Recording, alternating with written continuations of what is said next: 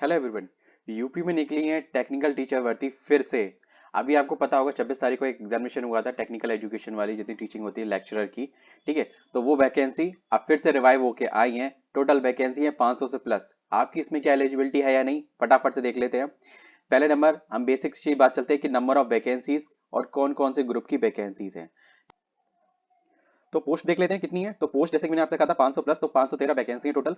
कौन कौन से फील्ड के इसमें कैंडिडेट इसमें लेक्चरर वाले में भर सकते हैं? Mechanical engineer, electrical engineer, civil engineer, electronics, chemical, computer, paint technology, plastic mould technology and textile technology. ठीक है, footwear design, textile and chemistry, leather technology, instrumentation control, workshop superintendent, architecture, physics, chemistry, English and mathematics. तो इतने तरीके की आपकी सारी post है।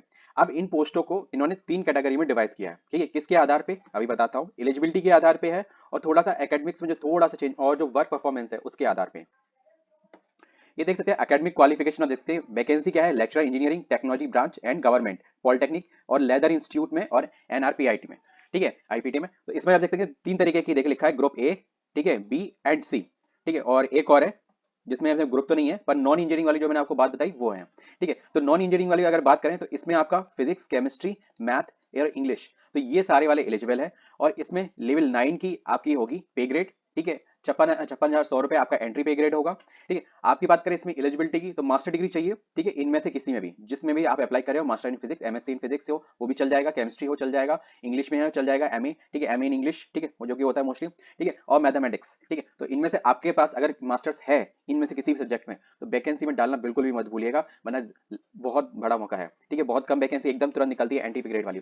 अब मैं चलता हूँ टेक्निकल में, कंप्लीटली टेक्निकल में। आप जैसे जैसे मैंने बात की लेक्चरर की है, तो इसमें कौन कौन से हैं? जैसे कि हर पोस्ट का अकॉर्डिंग है, मैकेनिकल, इलेक्ट्रिकल, सिविल और इलेक्ट्रॉनिक्स, केमिकल, पेंट, टेक्सटाइल। ठीक है, लाइक दैट। अब मैं इसमें से जो दूसरी जो इसमें कैटेगरी है उसके अकॉर्डिंग आपको क्लैरिफाई कर दूं। 2 तरीके की इसमें एलिजिबिलिटी है।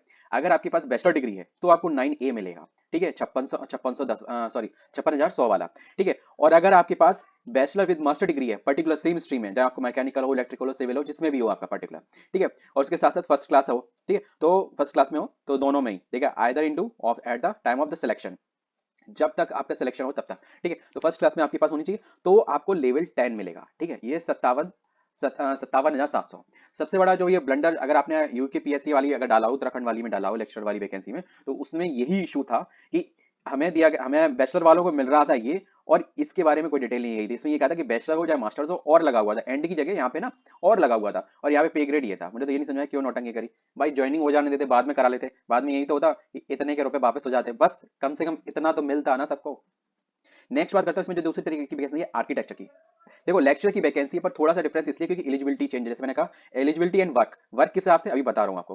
ठीक है, यहाँ पे बीआर की वैकेंसी है, 4 ईयर डिग्री कोर्स है। ठीक है, फर्स्ट क्लास चाहिए। ठीक है, तो आप इसमें एलिजिबल है। आप जैसे कि एलाइड फील्ड, जैसे यहाँ पे ये सब सेलेक्ट हुए, अगर आपके पास इनमें से कोई भी है, ठीक है, bachelor in architecture, interior designing या इंटीरियर डिजाइनर में, तो आपको इनिशियल आपको मिल जाएगा। इनिशियल पे सीरीज बात है 5600 वाला है। ठीक है, अगर आपके पास बैचलर विद मास्टर डिग्री है तो वही 5700 लेवल 10 है। लेवल 9A और 10 बस इतना ही डिफरेंस है आपके पास बैचलर डिग्री और मास्टर डिग्री में, और कोई डिफरेंस नहीं। रही बात एक्सपीरियंस की, यहाँ पे कोई भी एक्सपीरियंस कंसीडरेबल नहीं है। मतलब कहने का मतलब किसी भी एक्सपीरियंस की जरूरत ही नहीं है। लेकिन डिजायरेबल में अगर अपने पास अग्निवीर वगैरह या फिर जैसे कैडेट कोर का ग्रुप बी का सर्टिफिकेट हो तो वो डिजायरेबल प्रेफरेंस दे सकता है। मेन चीज है भाई आपने बीटा कर रखा है इनमें से किसी से भी तो आप एलिजिबल हैं। ठीक है, नेक्स्ट बात करते हैं हम बी आर्किटेक्ट वाले, तो इसमें इसमें एलिजिबल। दूसरे जो मैंने आपको बात करा था कि वर्क परफॉर्मेंस के आधार पर जो एक वैकेंसी है, वो इसमें ये वैकेंसी है वर्क सुपरिटेंडेंट की। अब इसमें केवल और केवल बैचलर या फिर और लगा हुआ है, ठीक है, अथवा मास्टर डिग्री वाले ही मैकेनिकल इंजीनियरिंग में जो फर्स्ट क्लास कर रखे हैं वही एलिजिबल है। तो ये जो वर्क के अकॉर्डिंग ये जो एक मतलब डिफरेंस वैकेंसी है वो ये है। इसमें इस पोस्ट में वर्कशॉप सुपरिटेंडेंट में केवल और केवल मैकेनिकल वाले ही बंदे ही घुस सकते हैं बस, और कोई और किसी भी कैटेगरी वाला, किसी भी एलिजिबिलिटी वाला बंदा नहीं इसमें एंट्री कर सकता।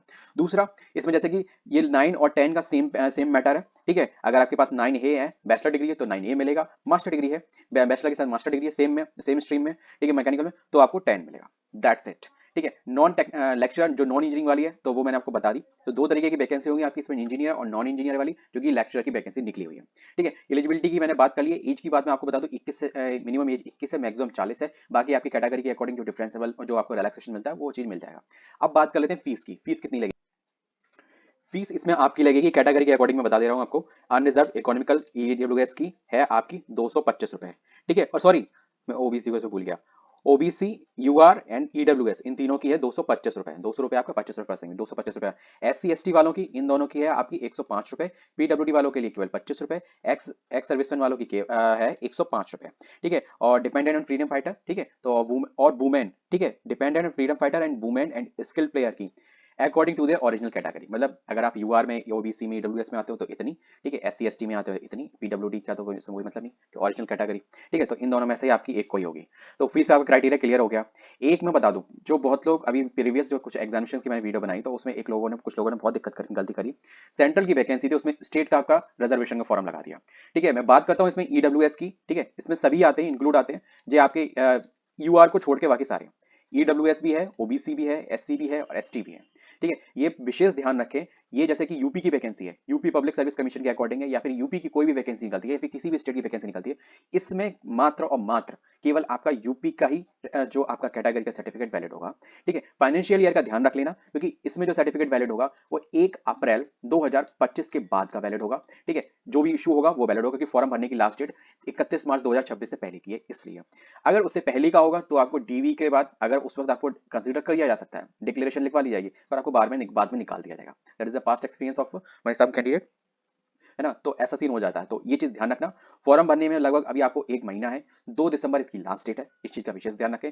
आज अगर आपके पास किसी भी सीट का सर्टिफिकेट नहीं है, चाहे EWS, OBC, SC, ST, PWD, ex serviceman, XYZ में मान के चलता हूं, तो आज ही जाओ फटाफट से फॉर्म भरने की एप्लीकेशन कर दो। मिनिमम 7 से 10 दिन में आपको हर हालत में कोई भी सर्टिफिकेट बन जाता है, ठीक है। प्रोसेस जो भी है आपको, कोई भी साइबर कैफे या जो आप ऑनलाइन भी प्रोसेस है, आप जो स्टेट का है तो आप ऑनलाइन वगैरह सीधे से तुरंत बनवा भी सकते हो, ठीक है। आधार वगैरह की थोड़ी सी प्रोसेस है, लिंक वगैरह के अकॉर्डिंग, ठीक है, तो वो चीज बनवा लेना। और एक और चीज ध्यान रखना, आपके सर्टिफिकेट में जो आपका नाम, आपका फादर्स नेम और एड्रेस, जो क्योंकि निवास भी इसमें चलेगा, ठीक है, तो दोनों बनवाना, कास्ट सर्टिफिकेट और जो आपका निवास है वो दोनों ही इसलिए मैंडेटरी हैं क्योंकि डीवी के वक्त वो जरूरत पड़ेंगे।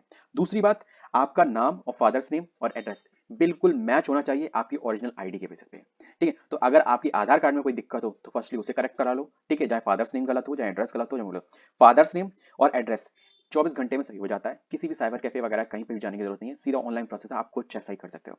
रही बात नाम की, उसको अगर करेक्ट कराना है तो कोई भी वैलिड प्रूफ लेके जाके चले जाओ, 7 दिन में पक्का सही हो जाएगा, है ना। तो इस चीज को मैं कह रहा हूँ, डॉक्यूमेंट्स को थोड़ा विशेषली फोकस किया करो, क्योंकि अभी एम्स में लगभग 7 से 10 कैंडिडेट ऐसे मेरी वीडियो के नीचे कमेंट आए हैं, ठीक है, कि उनका जो सर्टिफिकेट की जो क्रुशियल डेट के बाद के इशू है, किसी में डेट का इशू है, किसी में नाम का इशू है, और ये छोटी छोटी मिस्टेक आपकी बड़ी बड़ी अपॉर्चुनिटी, जो उसकी पूरी मेहनत जो 1 महीने की 2 महीने की उसने पूरा एग्जाम क्रैक कर लिया, पर वो इसकी वजह से सिलेक्ट ही नहीं हो पाएगी, ठीक है। नेक्स्ट, अब आप लोग के दिमाग में आ गया कि फॉर्म कैसे बना है। देखो भाई, फॉर्म भरने का सीधा सटीक सीन है, मैं लिंक डिस्क्रिप्शन में दे दूंगा, आपको सीधे जाना है, आपको लॉगिन करना है। लॉगिन करने से पहले आपका ओटीआर होना बहुत जरूरी है। सिंपल सी बात है, हम लोग टेक्निकल फील्ड के हैं, प्राइवेट में काम कर रहे होते हैं, या फिर कहीं अपना तुरंत अगर अगर आप, और सही बताऊं, ये वैकेंसी उनके लिए रामबाण है जिन्होंने अभी अभी बीटेक कंप्लीट किया है, ठीक है। क्योंकि इससे सुनहरा मौका, क्योंकि इन हैंड आपको मिनिमम स्टार्टिंग 1.25 लाख से स्टार्टिंग होगी आपकी मिनिमम इन हैंड, ठीक है। तो और बात करते हैं, यहाँ पे आप देख सकते हैं 72 घंटे आपका ओटीआर भरने में लगेगा। ओटीआर भरने का वन टाइम रजिस्ट्रेशन प्रोसेस है, ठीक है। तुरंत जनरेट करने का भी एक वहाँ पे प्रोसेस होता है, ठीक है। तुरंत अगर आप वेरीफाई, अगर ऑप्शन आपके लिए खुलता है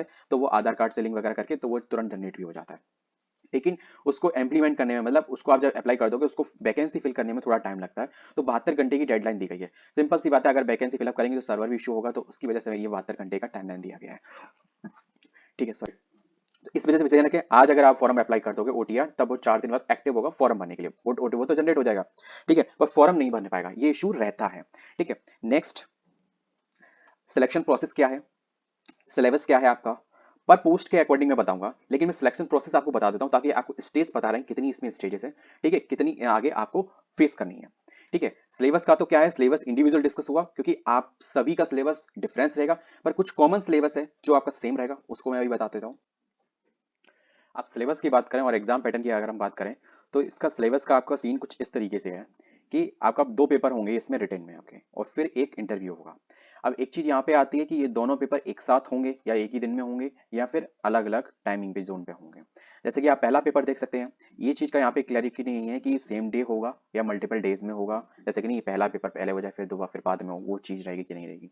इसमें देख सकते हैं पहले पेपर में आपका क्या दिया गया, सामान्य हिंदी आएगी, जिसमें 25 क्वेश्चन आएंगे, 75 अंक के, प्रत्येक क्वेश्चन 3 अंक का होगा। और दूसरा आपका 100 क्वेश्चन आएंगे प्रत्येक का, और जो कि 300 नंबर के होंगे, तो टोटल आपका पेपर 375 का होगा, और 2.5 घंटे का ये पेपर होगा। और ये जो सारे सब्जेक्ट दिए गए हैं ये सभी सब्जेक्ट इसमें दिए गए हैं। इसमें देख सकते हैं आप भौतिक, फिजिक्स, केमिस्ट्री, रसायन, अंग्रेजी, गणित, ये सब कुछ है ना, मैकेनिकल इंजीनियरिंग, इलेक्ट्रिकल, ठीक है, सिविल, ये सब दिया गया है। तो सबका सीन, सबका पेपर का मॉडल सेम रहेगा, ठीक है। आप किसी भी उससे भी स्नातक और यांत्रिक अभियंत्रण में स्नातक और स्नातकोत्तर दोनों ही हैं, ठीक है। आप दूसरा प्रश्न पत्र उसका भी व्याख्या कुछ इस तरीके से ही है कि सामान्य, इसमें उसमें सामान्य हिंदी था, इसमें सामान्य अध्ययन है, ठीक है। तो इसमें जनरल स्टडीज है, तो इसमें आपका आएगा 25 क्वेश्चन 3 नंबर के, ठीक है। तो उसके अकॉर्डिंग आपको 75 नंबर के आपके क्वेश्चन हो गए, ठीक है। और मुख्य में भी आपका जो टैग है, टैग क्वेश्चन वही आएगा, ठीक है, जो कि आएगा 100 क्वेश्चन 300 नंबर के, ठीक है। 375 हो गए। अब नेगेटिव मार्किंग है या नहीं, ये तो पूछना लाजमी सी बात है कि नेगेटिव मार्किंग होगी कि नहीं। ये 2.5 घंटे का पेपर भी बताते हैं उसको, ये भी 2.5 घंटे का पेपर है। तो देख सकते हैं ये आपका व्यक्तिगत परीक्षा साक्षरता वो 100 नंबर का है आपका। कुल योग आपका जो ये दो पेपर हैं, एक पेपर 1 375, दूसरा 375 और 100, टोटल 850 का आपका पेपर हो गया। तो ये रहा सीन। अब हिंदी आपकी कैसी आएगी, लेवल 10 की, ठीक है, मतलब क्लास 10 की लेवल की आएगी। तो 10वीं की बुक उठा के आप देख सकते हो, नहीं तो आप बताओगे तो मैं इसके रिगार्डिंग इंडिविजुअल क्लासेस चला दूंगा, ठीक है। दूसरा, क्योंकि मेन चीज ये है टॉपिक का क्लियरेंस होना, तो क्योंकि 25-75 नंबर कम नहीं होते, सिलेक्शन एक एक नंबर में जीता जाता है। दूसरा आपका जीएस का पोर्शन है, ठीक है। तो ये for the post for the lecturer and the work superintendent, ठीक है, तो ये दोनों के लिए ही है। नेक्स्ट आप देख सकते हैं यहाँ पे क्या है, ये सिलेबस दिया गया, लेवल तो नहीं इसका कुछ दिया गया है, पर ये मेरे ख्याल से बेसिक ही रहेगा, ठीक है। अगर आप एसएससी लेवल तक का अगर थोड़ा उठा ले तो आपका काम हो जाएगा, क्योंकि टॉपिक आगे देखते हैं हिस्ट्री मतलब हिस्ट्री में हिस्ट्री ऑफ इंडिया। तो यहाँ से आपके जैसे कि मिडन, एंशिएंट, मिडेवल एंड मॉडर्न तीनों आ जाते हैं। मोस्टली क्वेश्चन मॉडर्न से ज्यादा आते हैं, तो वो चीज अलग है, ठीक है। देखिए सकते हैं हिस्ट्री ऑफ इंडिया को, देखो यहाँ पे ये 4 है, जैसे कि history, geography, Indian political and current event of the nation. अब हिस्ट्री को इन्होंने क्लैरिफाई कर दिया, मतलब आप इसमें क्या पढ़ने हैं, तो ये तो बेटर ही अच्छी चीज आप लोगों के लिए। Emphasise should be the general understanding the politics, political, economical and social aspects of the Indian history. तो मतलब इकोनॉमी से रिगार्डिंग क्वेश्चन, पॉलिटिकल के regarding question and social aspect के अकॉर्डिंग क्वेश्चन जो इंडियन हिस्ट्री में उसके वो टॉपिक्स आपको फोकस करने हैं। नेक्स्ट आपको ज्योग्राफी में, geography of the India the candidate could be expected the knowledge of physical and human aspect of the geography of the India in the general terms. General terms का मतलब आप समझ सकते हैं कि जनरल ही आएगी, कोई इतना हार्ड फास्ट नहीं आएगा, क्योंकि 25 क्वेश्चन उन्हें करने हैं, 5-5 क्वेश्चन भी 6-6 क्वेश्चन मेरे तब भी हो जाएंगे भाई, 5 को 20 सीधा। इंडियन पॉलिटिकल एंड कॉन्स्टिट्यूशनल, ठीक है, तो candidate are expected to have the basic knowledge the primarily understanding the Indian political system, ठीक है, as well as the Indian constitution. कहने का मतलब ये कुछ ऐसे क्लासेस हैं, ठीक है, जिसमें इंडियन पॉलिटिकल सिस्टम जो बेसिक चीजें होती हैं, ठीक है, बेसिक टर्म्स होते हैं, एक्ट होते हैं, आर्टिकल होते हैं, और आपको उसमें नॉलेज होना मस्ट है, उसी से क्वेश्चन आएंगे। यहाँ पे कुछ उन्होंने कुछ कह दिया कि बेसिक, ठीक है, basic knowledge. Next current event of the national and international significance. आज से ही करंट अफेयर पढ़ना शुरू कर दो डेली 1 to 1 डे, ठीक है, तभी हो पाएगा वहां तक का। अब नेक्स्ट आपका यहाँ पे जो डोमेन का है ये उसके अकॉर्डिंग है। यहाँ पे आपका जो पोस्ट लेक्चरर की निकली थी मैकेनिकल, तो उसमें जो मैकेनिकल इंजीनियरिंग और जो उसका वर्क सुपरिटेंडेंट की जो पोस्ट है, ये दोनों पोस्ट के लिए सेम एलिजिबिलिटी है, सेम आपका सिलेबस है, एग्जाम पैटर्न भी आपका सेम है, ठीक है। तो ये आपके डोमेन के सिलेबस है, आपके पर्टिकुलरली मैं आपको बता दूंगा, या फिर आपको पीडीएफ डाल दूंगा, आप टेलीग्राम चैनल पे आपको मिल जाएगा, तो आप इंडिविजुअल आपका जो है जोन जॉनरा उसका देख लेना, ठीक है। नेक्स्ट वीडियो में बस इतना ही मेरे ख्याल से, और कुछ अगर रह गया हो तो आप कमेंट बॉक्स में पूछ लीजिएगा, ठीक है। अप्लाई करेंगे, प्रोसेस थोड़ी सिंपल ही है, ठीक है, बस ओटीआर को आपको थोड़ा देखना पड़ेगा, है ना। और मिलते हैं नेक्स्ट वीडियो में इसी अपडेट के साथ। जय हिंद, है ना। और इसकी इंडिविजुअल वीडियोस जो है ना वो आपको शॉर्ट्स में मिल जाएंगी, ताकि आपको थोड़ा ईजिली मिल जाए। जय हिंद।